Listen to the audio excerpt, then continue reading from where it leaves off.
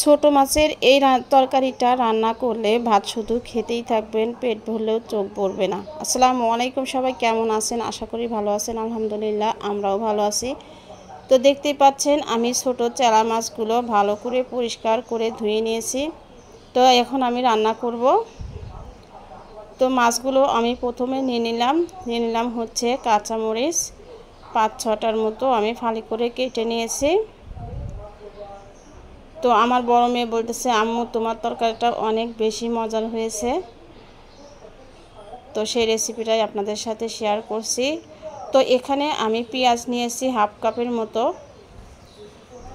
স্বাদ মতো লবণ দিয়ে দিলাম, অল্প একটুখানি জিরা গুঁড়ো দিয়েছি, খুব বেশি দেয়নি, 1/4 চামচের 1 চামচের মতো হবে।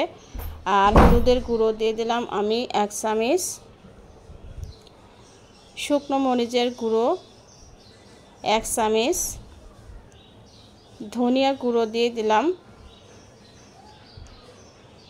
তো এখানে আমি একটা টমেটো একটু ফালি করে কেটে নিয়েছি। তো প্রথমে আমি একটু হাত দিয়ে মশলাগুলোর সাথে পেঁয়াজ আর মরিচটা একটু মাখিয়ে নিচ্ছি। যে কোনো তরকারি দেখবেন হাত দিয়ে মাখালে, বিশেষ করে ছোট মাছ হাত দিয়ে মাখিয়ে রান্না করলে কিন্তু স্বাদটা মনে হয় আমার কাছে বেশিই লাগে। তো এখানে আমি সরিষার তেল দিয়ে দিলাম বেশ অনেকখানি। এটা হচ্ছে একদমই খাঁটি সরিষার তেল, বাড়ির থেকে বানিয়ে নিয়ে আসা হয়েছিল। তো টমেটোর সাথে আমি আবারও একটু মাখিয়ে নিলাম। এইবার আমি মাছগুলো এর সাথে মিশিয়ে আলতো হাতে মিক্সড করে নিব। বেশি পিষা দিলে মাছটা কিন্তু গলে যাবে, কারণ ছোটো মাছ তো এমনি অনেক নরম থাকে। তো হালকা হাতে আমি এর সাথে মিশিয়ে নিচ্ছি। তো মিশিয়ে নেওয়া কিন্তু আমার শেষ হয়ে গেছে। এখানে আমি পানি দিয়ে দিব।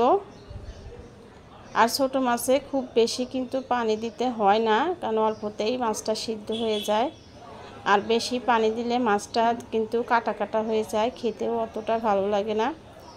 তো ঢাকনা দিয়ে ঢেকে দিয়ে দিলাম। 15 মিনিটের মতো আমি রান্না করে নিয়েছি।